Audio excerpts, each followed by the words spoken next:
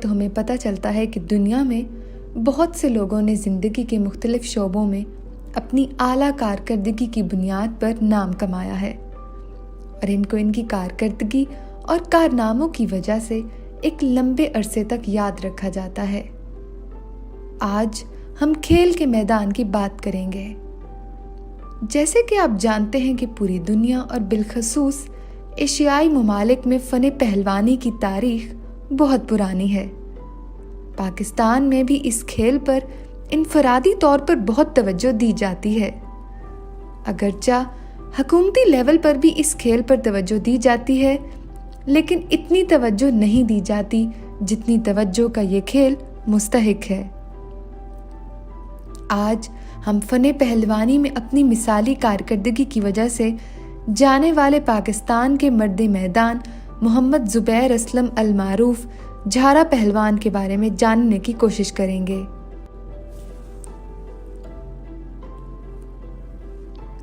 محمد زبیر اسلم عرف جھارا پہلوان 24 نومبر 1960 کو لاہور میں پیدا ہوئے۔ ان کے والد کا نام محمد اسلم پہلوان تھا۔ ان کا قد 6 فٹ 2 انچ تھا اور ان کا وزن 96 کلو گرام تھا۔ جھارا پہلوان اپنے کیریئر میں ناقابل شکست رہے۔ جھارا پہلوان کو ان کی کارکردگی کے اعتراف میں پرائڈ آف پرفارمنس کے اعلیٰ اعزاز سے بھی نوازا گیا تھا۔ یہاں اگر ان کے والد محمد اسلم پہلوان کا تعارف نہ کرایا جائے تو یہ زیادتی ہوگی۔ اسلم پہلوان 14 جنوری 1927 کو پیدا ہوئے۔ اسلم پہلوان کے نام سے مشہور ایک پاکستانی پیشہ ور پہلوان اور پیشہ ورانہ ریسلنگ میں ورلڈ ہیوی ویٹ چیمپئن تھے۔ انہیں دسمبر 1968 میں wrestling revive official wrestling ratings کے ذریعے دنیا کے نمبر 9 کے طور پر درجہ دیا گیا تھا۔ یورپ اور امریکہ میں انہوں نے آل انڈیا چیمپئن کے طور پر کشتی لڑی تھی۔ آئیے اب واپس چلتے ہیں جھارا پہلوان کی زندگی کی طرف۔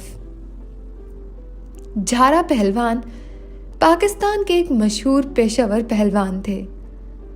ان کا تعلق ریسلنگ کے ایک نامور خاندان سے تھا، جو کہ گزشتہ دور کے پاکستانی چیمپئن تھے۔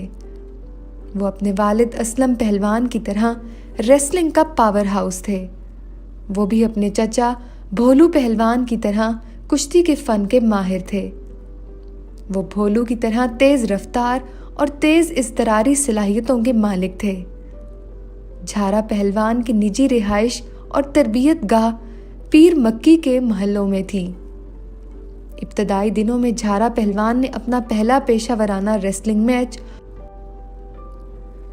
ملتان میں زوار ملتانی پہلوان کے ساتھ لڑا اور انہیں 2 بار شکست دی۔ ان کو اپنی اعلیٰ کارکردگی کی وجہ سے فخر پاکستان اور رستم پاکستان کے القابات سے بھی نوازا گیا۔ جھارا نے صرف 16 سال کی عمر میں بین الاقوامی سطح پر ریسلنگ شروع کی۔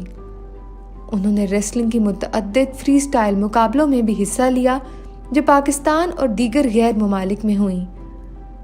جھارا پہلوان کی سب سے مشہور کشتی وہ تھی جب انہوں نے ایک جاپانی ریسلر جس کا نام تھا انتونیو انوکی سے مقابلہ کیا اور انہوں نے انوکی کو نمایاں طور پر پورے میچ میں اپنے قابو میں رکھا۔ 17 جون 1979 کو جھارا نے انوکی کے ساتھ کشتی لڑی۔ پہلے 5 راؤنڈ انتہائی کٹھن تھے۔ دونوں پہلوانوں نے اپنی طرف سے پوری کوشش کی، لیکن کوئی بھی فیصلہ نہ ہو سکا۔ تاہم چھٹے راؤنڈ کے لیے گھنٹی بجنے سے پہلے جاپانی پہلوان انوکی نے شکست تسلیم کر لی۔ 1979 میں جھارا نے 5ویں راؤنڈ میں جاپانی پہلوان انوکی کو شکست دی۔ انوکی نے اس سے پہلے جھارا کے چچا المعروف اکی پہلوان کو شکست دی تھی۔ بعد میں جھارا اور انوکی اچھے دوست بن گئے تھے۔ اس مقابلے میں کل 5 راؤنڈ رکھے گئے تھے اور ہر راؤنڈ کے درمیان 5 منٹ کا آرام کا وقفہ تھا۔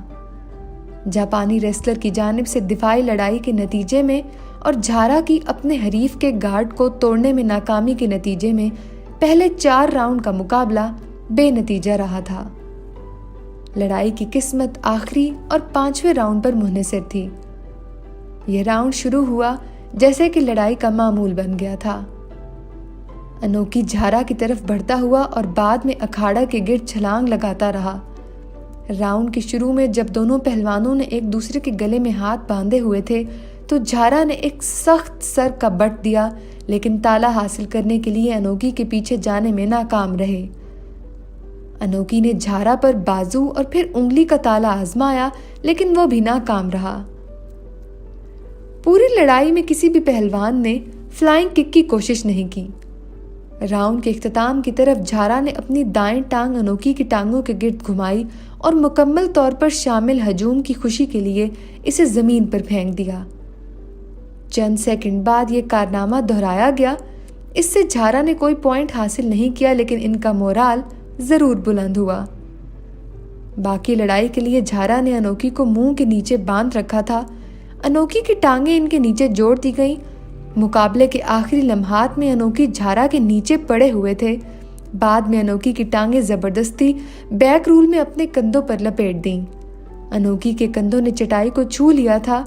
घंटी बजी जो मैच के इख्तिताम की तरफ इशारा करती थी और झारा पहलवान को फातेह करार दे दिया गया। यहाँ बहुत कुछ दांव पर लगा हुआ था। एक सदी पुराना खानदानी नाम, कौमी इज्जत और सबसे बढ़कर लाहौरी फखर। रोमन तर्ज के खिलाफ कुश्ती का हिंदुस्तानी तरीका भी दांव पर लगा हुआ था। हिंदुस्तानी तर्ज पहलवानी मुगल सल्तनत के दौरान फारसी पहलवानी रिवायत के असरात के साथ तैयार किया गया था। 2015 में अनोखी ने झारा के भतीजे हारून आबिद को जापान में अपनी सरपरस्ती में लेने का ऐलान किया। झारा पहलवान ने अपनी अमली पहलवानी की जिंदगी में कोई भी मैच नहीं हारा था, मगर मौत से कभी कोई नहीं जीत सका। यूं झारा भी हार गया और अपने मद्दाहों को अफसुर्दा करके इस दुनिया से चले गए। 10 सितंबर 1991 को झारा पहलवान दिल का दौरा पड़ने से सिर्फ 29 साल की उम्र में वफात पा गए। इन्हें भोलू पहलवान जिम्नाजियम लाहौर में सपुर्दे खाक किया गया। तो नाजरीन, ये थी इस अजीम रेसलर की सवाने हयात। उम्मीद है आपको हमारी बाकी वीडियोस की तरह ये वीडियो भी अच्छी लगी होगी। अगर आपको हमारी वीडियो पसंद आई है तो इसे लाइक और शेयर करना मत भूलें और अपना फीडबैक हमें कमेंट्स के ज़रिए ज़रूर बताएं, ताकि हम अपनी हर आने वाली वीडियो को बेहतर से बेहतरीन कर सकें।